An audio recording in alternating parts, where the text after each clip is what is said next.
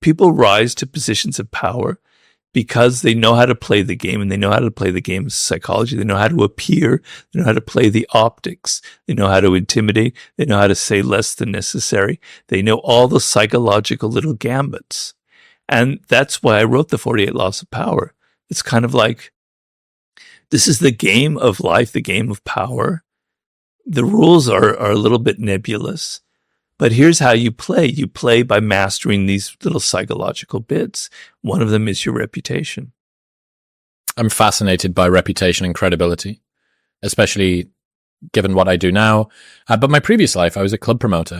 You were what? Club promoter. I ran nightclubs for a very long time. Club promoter. What do we call that here? Club. It would just be a promoter. It's called. So marketing for nightclubs, essentially. The guy stood on the front door with the guest list and the bands for VIP and all of the hot girls' names. And then after a while, we owned a group of guys that did that. And then we owned a group of guys that owned and you start to build up this company. And in that, every single nightclub that you've ever been to is the same thing. It's people getting drunk in a room to music. It'll never be anything else. You can dress this one up pink and give out inflatable flamingos on the door, or this one's really cheap, or this one's on a Wednesday and it's sort of naughty that you shouldn't be going out on a Wednesday. Dress it up however you want. It's people getting drunk in a room to music. That's all it's ever going to be. And what I realized from doing that was the power of reputation. Now, this isn't the reputation of a person, it's the reputation of a brand. But if your company is known for always putting on good parties, then you get to benefit from that. And what happens is, when you have a reputation for putting on good parties, more people come, which so you makes have your better parties. Good. Yep, correct. So this is this sort of odd, and this is the really important point. Never let others define it for you. And when you are vulnerable, you will be attacked on all sides, because as it's going up, it precedes you. It continues to do work for you, exponentially growing and growing. But when you're starting to go down, even your best work will sometimes be derogated to be worse than it is. So you have done something that is good, but because of your reputation, you're a liar, you're a phony, you're a grifter, you're a shill, you're a fake. That's right. Yeah. Credibility is the one thing that you should never sell, because you cannot buy it back. There is no return policy on your credibility. And people are so, getting back to the word stupid, I mean, it's a theme today. They post things on social media when they're young, not realizing that 5 years later, when they're trying to get a job at a law firm, they're like, sure, they're doing incredibly ridiculous things on Instagram, and that's part of their reputation. Everything you do is reflected through the social world, right? Nothing is in isolation. People are continually judging you. So you have to be aware. You have to think before you post. You have to think, how are people going to take this? If I say this stupid, rude thing that comes right out of me because I don't control my tongue, it's going to ruin one false step will ruin your reputation. There's a British MP who is on the receiving end of a tweet from 2009, which has come back around. I think I read about this. What was that? You get these Estonian retards out of my house right now. So I don't mean to laugh, but that's terrible. Estonians are very smart people. Get these Estonian retards out of my house right now, or I want these, whatever.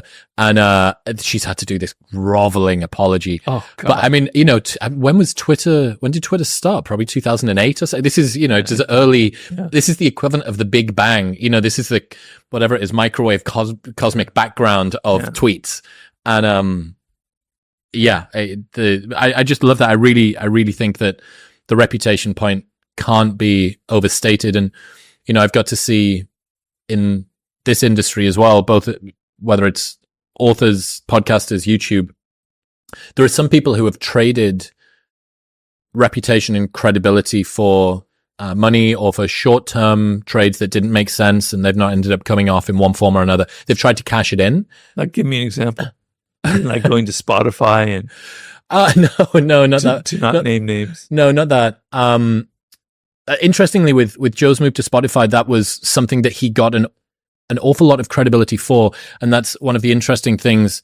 Had it have been with a different platform that didn't carry as much weight, gravitas. They have their own reputation. It becomes multiplicative as opposed to sort of subtractive. Yeah, I know, of course. Like getting a Nike sponsorship is cool. Hooray for you. That's not you selling out, but getting a sponsorship with some brand that everybody thinks is really like lame, that is selling out. You're obviously only doing it for the cash. Yeah. But there's a ton of guys that have held political positions or have swayed with the wind, just blown with the way, whatever it goes this way, whenever it goes that way.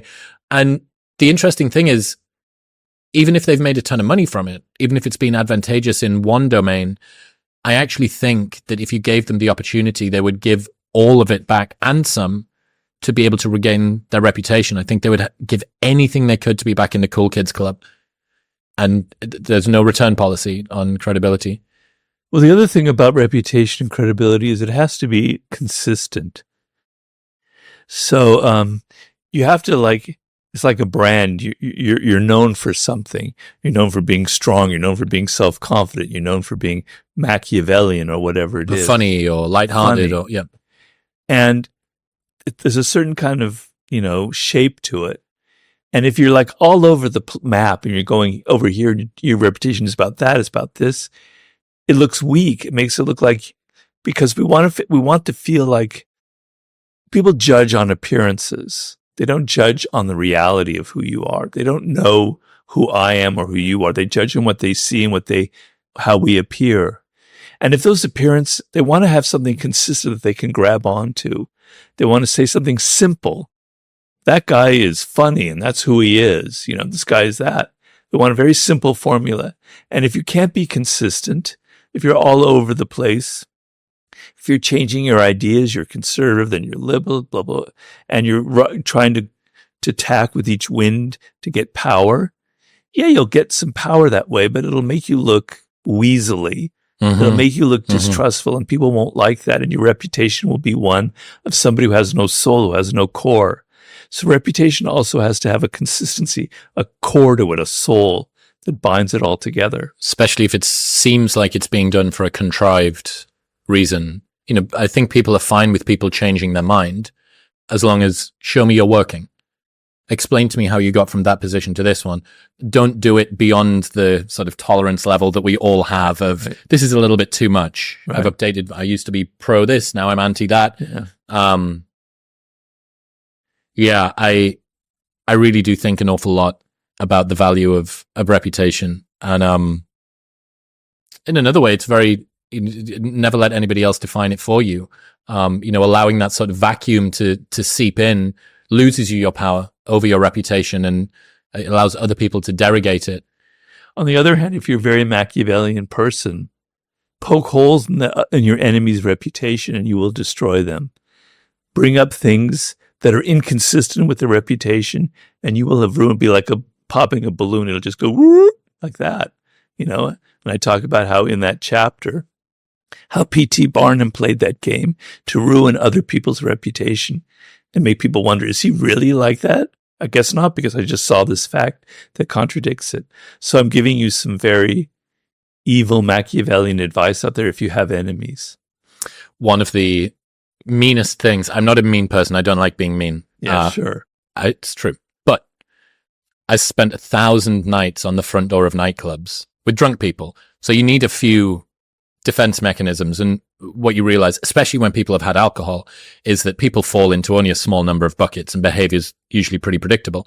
And one of the things that we realized as kind of a script that we could run when somebody was getting a little bit mouthy, remembering that we're flanked by big British gorillas. Right, you're right. You've got door staff all around not you. No, not me. I was the guy I was the dude in the skinny jeans with the clipboard. I had the 6'6" dudes with leather gloves on either side of me. They were give me your ID, etc., etc. And one of the things that used to work, it was so mean, but it worked so well. If somebody they'd been ejected or they hadn't been allowed into the club or something had happened, we'd always say, mate, sorry, you need to get away from me. Your breath stinks.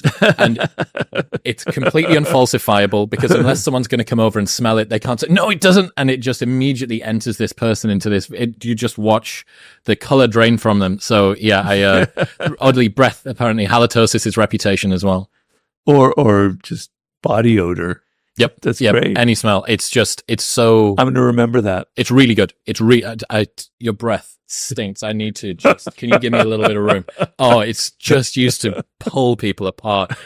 In other news, this episode is brought to you by Element. For the last 3 years now, I have started my morning every single day with Element. It is a tasty electrolyte drink mix with everything that you need and nothing that you don't. Each grab-and-go stick pack contains a science-backed electrolyte ratio of sodium, potassium, and magnesium with no sugar, no coloring, no artificial ingredients, or any other junk. Sodium plays a critical role in reducing muscle cramps and fatigue while optimizing brain health, regulating appetite, and curbing cravings. I keep harping on about it because I can feel the difference. You should give it a try and see how you feel as well. Best of all, there is a no questions asked refund policy with an unlimited duration, so you can buy it for as long as you want. Try it all, and if you do not like it for any reason, they'll give you your money back, and you don't even need to return the box.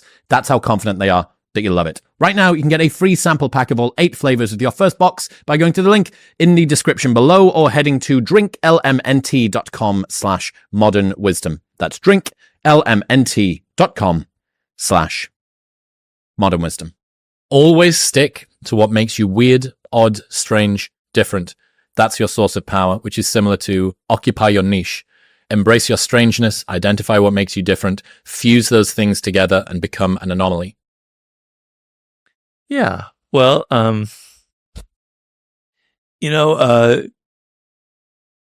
this world, if you're replaceable, you will be replaced. Right? So if in your job, you're in your 20s and you're doing something that other people could do, by the time you become 28, they can hire somebody 24 when they hired you, but for less money, they will do that right away. It's a brutal world. So if you're replaceable, you will be replaced. So the only defense against that is to be irreplaceable in this world. And the good news is that you are at your core irreplaceable. There is something strange and weird about you. Once again, I hate to say it, but it's a chapter that I'm writing right now for my Sublime book. Okay, and I explain in Mastery where that comes from biologically, your DNA, how you are marked as a unique individual at birth, the combination of variants in your chromosomes. It's mathematically impossible for it to ever be replicated. Yes, the variations are marginal. The differences aren't great between you and me, but those little differences are the differences between me liking this kind of hip-hop music and you liking a different kind of hip-hop music, right? It creates your inclinations. It creates your tastes. And so what the game of life involves is knowing your uniqueness, is knowing who you are, is knowing what makes you weird and what makes you odd. Okay. And the problem is that we're social animals, and the pressure continually on us is to fit into a group, is to be like other people, to have their ideas, to have their values, to have their tastes, to dress like them. Okay. And that happens when you're young, you're in your adolescence. We all go through that phase. I went through that phase. But if you keep on that track when you're in your 20s and on, which is happening a lot today through social media, you're going to lose that sense of what makes you odd and different. Mm-hmm. I compare it to a voice. When you're very young, that little voice in you is going, Robert, you should be a writer. Chris, you should be a blah, blah, blah, blah, blah. I don't know what it is, right? It's telling you something. And as you get older, you don't hear it anymore because you're hearing all the other, you're hearing your voices of your parents, the teachers, the culture around you, your peers, your friends, telling you this is what's cool, this is what's not cool. And that little voice comes completely drowned out. And so you don't know who you are anymore. And you're afraid, particularly young people today. I mean, maybe it's always been that way, are so afraid of being different. They're so afraid of being odd. But look at all the powerful people in this world. Look at your Elon Musks. Look at your celebrities in entertainment, in business, in politics. They're one of a kind. They have I hate that word, but it's like a brand. They're different. They stand out for something that's truly different. You know, even Albert Einstein, there's nobody else like Einstein. There's nobody like Da Vinci. Okay? That's where your power lies. And you'll go, oh, but Robert, those are people that were brilliant, that were talented. I'm not like that. I don't have that. Well, bullshit. You do have that. It's just you're forgetting about it and you don't want to put the effort into it. I talked in Mastery of a woman named Temple Grandin who was born with severe autism. And she was able to find her way to become a very brilliant professor, academic, writer, and about animals, animal behavior, and about autism itself. She found her way to it when she was 3 or 4, she couldn't even speak any language. She was going to be hospitalized.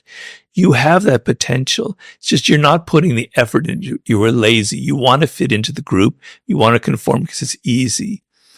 But your oddness, what makes you weird, what makes you different, that little strange quirk in how you want to dress yourself, that little strange quirk in your musical tastes, that little quirk in the food that you like to eat, that is who you are. Those are signs from deep within, from your core, or from your soul. This is who you are.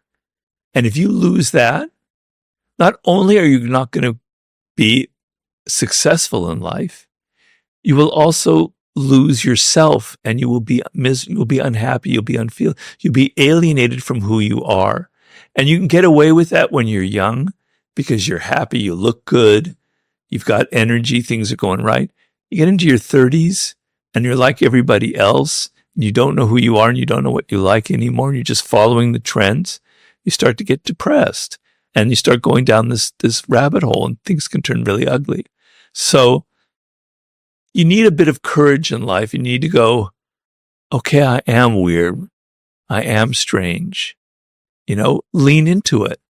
So when I had the 48 Laws of Power, when I first wrote the book, without it being published yet, it was a very strange looking book, and it reflects my own strangeness. Things on the margins, stories, everything broken up, images, quotes here and there. It's kind of how my brain is, a hodgepodge, kind of a mess, really. And the publishers, they bought the book, but then they came back to us and they said, Robert, can you kind of maybe make this more like other books? Can you get rid of all those sections and everything? And I said, no, take it or leave it. This is the book as it is. It's odd, it's strange. They didn't like that because if it doesn't fit into all the other books that have had successful, it's too big of a risk. If this movie isn't like the movies that were made last year, who knows who'll go see it? People are so conservative. But because it was odd, it stood out and it was successful. If I had succumbed and I compromised and made it more like other books, I wouldn't be here talking to you. So sometimes you need a little bit of cojones, you need a little bit of courage, you need to stand up and say, I'm okay being different. It's fascinating that lots of people, maybe most people, want to be extraordinary in some way, but also don't want to stand out in a way that allows them to be mocked. But, the latter is the price of the former. You can't behave the way that everybody else does and expect to not get the results that everybody else gets. It's like, I think about regressing to a mean that doesn't exist. That everybody is idiosyncratic and unusual in their own way. And we're all imagining this sort of odd 50th percentile avatar that is the most acceptable. But when we think about why we love the people that we love, we don't love them for how average they are. No one's ever said, you know what it is? I'm just besotted with how predictable all of her opinions are. No one's ever said that. We love people for their eccentricities. And a friend, George, has the idea of non-fungible people, like non-fungible tokens, that it's irreplaceable. There is nobody else like them. Yeah. If you think about your favorite memories from your favorite people, it's not from the things that are easily replaceable. It's from the fact that they were just obsessed with football. And when the football was on the TV, you could talk to them and they wouldn't even turn to you. Or it was the fact that they hated violence, or they loved dogs. Every dog walked into the room and they would be gone. They would be away. That's what we love people for. And my favorite strange person from history, Salvador Dali. And I would take it one step further. You said you kind of have this, it's advantageous and also psychologically healthy for you to embrace who you are fully. I actually think in some ways it's maybe I would go as far as to say that it is our duty to humanity. I think it's Yeah. our duty to embrace the things that only you can do. Yeah. Well, in nature, the diversity of species in a habitat make it vital, make it alive, make it sustainable. And that comes from mutations in the genetic code. Some insect has a mutation, and therefore a whole new species, a whole new thing splinters off from that, and it creates variety. Well, in human culture is like a habitat in a way. So you're marked with uniqueness by your genetic code. Insects don't really have individuality. We have individuality, and they are like mutations. And so your mutation, your difference, you being Chris, is for a purpose. You're marked that way because by mining your uniqueness, your weirdness, your oddness, your little quirky tastes, you're going to contribute something new to the culture. And in contributing something new to the culture, you enrich it and you keep it turning around and round and round. Cultures in the past that die on the vine don't have any variety. You know, you can look at like the Soviet Union at its most, decadent, or when it was really at its worst phase, like in the 70s and 80s. There's no change. There's no variety. Early on, there was all sorts of weird different voices. They ended up getting imprisoned and murdered. Okay. But a culture has to have variety. It has to have a diversity of voices. Like a gene pool or an immune system. Yeah. And so you, by being odd, you're contributing to that. You're contributing to the culture. By not doing that, you're not contributing at all. And it's a real waste of what nature gave you. I always think, again, about Dali. I spent quite a bit of time researching him, and I think as brilliant as they were, Michelangelo didn't do Dali. Da Vinci didn't do Dali. In fact, there's that famous job application that Da Vinci sends, I think, to the King of Italy. And Da Vinci's sort of listing all of the different things that he can do. I can make machines for war and a trebuchet and a blah, blah, blah. The final paragraph, he writes the sentence, also I can paint. I always think about also I can paint. Yeah. What is the also I can paint that I don't see in myself? What are the things that my friends really value? Perfect example, the guy that I was talking about earlier on, George. I've been learning a little bit about myself, and I discovered over the last year that I'm a people pleaser in some regard. And I was lamenting this to him over Christmas as we were driving to go and get food. And I sort of brought up something I'd done with him, which was sort of being overly cautious that I would have done something that would have annoyed him or stepped on his toes in some manner. And he said, I just want to sort of stop you there because I'm aware that to you, you've been able to frame that as people pleasing in this thing that is malignant and you want to get rid of. But to me, that's you thinking about me first, which is actually one of the things that makes me love you as a friend.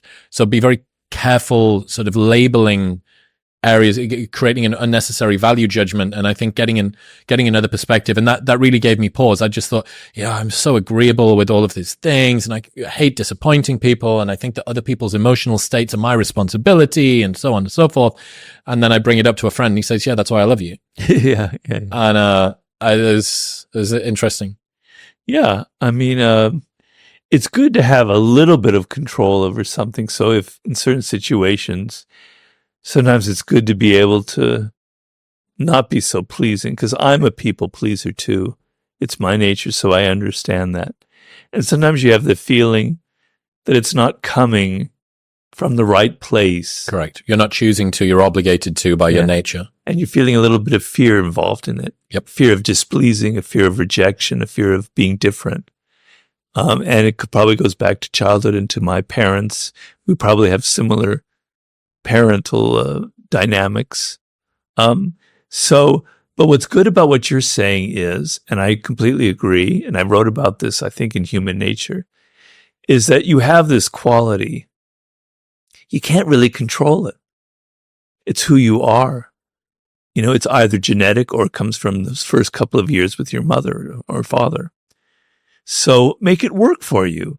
Find the way that it's a strength and see it as a strength and use it, and don't have second thoughts about it. Use it for power, right? And don't be so conflicted about it. It's all how you look at it. And there's a reason why you're a people pleaser. And you can, if you weren't a people pleaser, you wouldn't be doing podcasting. To be this asshole, I would never have agreed to be on your podcast, right? So it's just that in moments you wish you could control it a little. It's kind of like the grass is greener thing that we were talking about before we got started. You know, this assumption that the thing you don't have is more valuable than the one that you do, or that things would be fixed if only you could have that. But what else comes along for the ride? You know, if you got rid of your people-pleasing nature, what are the little parasites that your lack of people-pleasingness would also have attached to it? Are you sure? Are you really sure that that's the thing that you want? Exactly. Yeah. Well, that's where it comes down to knowing yourself and knowing what makes you different, and knowing these are things you can't really change. So my wanting to be a writer, or Tiger Woods wanting to be a golfer when he's like 2 years old, there's probably some genetic component in it. And maybe there's some early bonding, but there's probably a genetic component to it. You can't control it. It's who you are. And maybe that you can't control it is a good thing. And maybe it's there for a reason. And maybe if you wanted to do something else, it wouldn't work out. So my knowing that I wanted to be a writer instead of, you know, a businessman or a lawyer like my parents wanted to be probably saved my life, to be honest with you. So knowing what makes you different is kind of going to guide you past these dangerous moments in life and make you want to change who you are, because you feel pressure, social pressure to change who you are. Yeah. To regress to this imaginary mean. Yeah, two elements I think of me that are genetically predisposed, or at least very deeply embedded. The first one is I've always liked to talk and ask questions. And as a child, I always used to get in trouble in school because, unfortunately, my voice appears to carry further than everybody else's. So even though the naughty kids would be genuinely being naughty, poking other people with fucking protractors or something, I would be the one that was heard. Even though I wasn't misbehaving as much, I would be the one that was heard. You're being nosy. You know, children should be seen and not heard. You stop being so why are you asking all of these questions? Would be one of them. And the other one is solitude. I'm an only child. I spent a lot of time listening to audiobooks in my room, playing with toys on my own, throwing a ball off the wall and seeing if I could kick it off that wall and then catching it. Hours and hours and hours, because I didn't have anybody else. For me too. Didn't have anybody else to play with. And you think, well, God, you know, the things that you're punished for when you're a child, or the things that you think are malignant when you're a child, you're often rewarded for if you can just find a way to alchemize them as an adult. So I'm sure that your ability to sit and read, or go to a cabin, or write in your room, and nobody's come and gone and you haven't noticed, and you think, well, my solitude as a child was maybe something that I lamented, or that I saw as a weakness, or something like that. And yet it's a superpower when I become an adult, if I can find the way to channel it. And the same thing for the question asking, or the listening to audiobooks. You know, what's the 2024 internet version of an audiobook? It's a podcast. It's what I'm doing right now. Yeah. Yeah. You know, it really just comes down to being aware of who you are, what makes you different, and being comfortable with it. And so you're going to have moments where you're not comfortable with it and you want to conform and you want to be like other people. And, you know, you went through that and I went through that in adolescence in particular, on through the 20s. You make some changes to things because you think it's cool, but you keep coming back. You keep coming back to being alone. Mm-hmm. You keep coming back to throwing the ball against the wall in some metaphorical way. No. I kid you not. The way that I like to relax now in between sessions of work, I get a tennis ball and throw it against a wall. It's the most bizarre thing. I had the same thing, but because I'm American, mine was baseball. And I had a ball and I'd throw it against the garage door and I would play all these different games with my glove on and I would catch it and I would imitate the crowd cheering me. And this was a home run, this was et cetera. You know, and if I could do it today, I still would. So I understand that. But you come back to these things because they're so strong in you. Yeah. And you can't help it. And they give you relief and they give you comfort and they're who you are. And so it all comes down to, do you come back to these things or do you change because of the pressures of other people? And what is the difference? Why are some people like that and some people are not? And that's the $1 million question.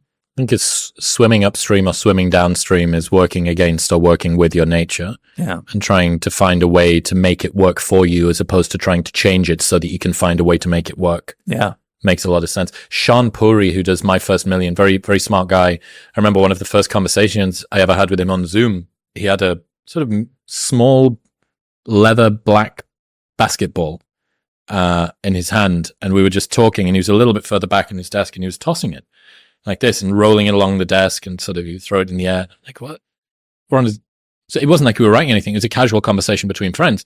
I said, what are you doing? He says, I grew up playing basketball. I'm happiest with a ball in my hand. Yeah. And I thought, holy fuck, that's me. Every time that I go to the park, if there's a tennis ball, that's now mine for the rest of it. And I'll bounce it in my hands until we finish up. And then I'll, the tennis ball charity pool that it goes back into the park. Yeah. And I thought, holy fuck. So I came up with a name for that, which is a weirdness role model. And it's somebody who does a thing that sort of breaks the ceiling on what you thought was acceptable behavior. You've seen this guy do a thing and you go, oh my God, like maybe I could have a ball on my desk. Maybe I could have a tennis ball or a cricket ball on my desk. And that means that I can, because I've seen this guy do it, and it's a weirdo role model or a weirdness role model. Yeah. Yeah. Well, I think we all need that in our life. People who are different. I remember in high school, I had an English teacher who kind of changed the course of my life. And he was very weird. He was very different. His way of thinking was different, and how he talked about writing and literature was very odd. And other students hated him, and I thought he was just fantastic. So it's kind of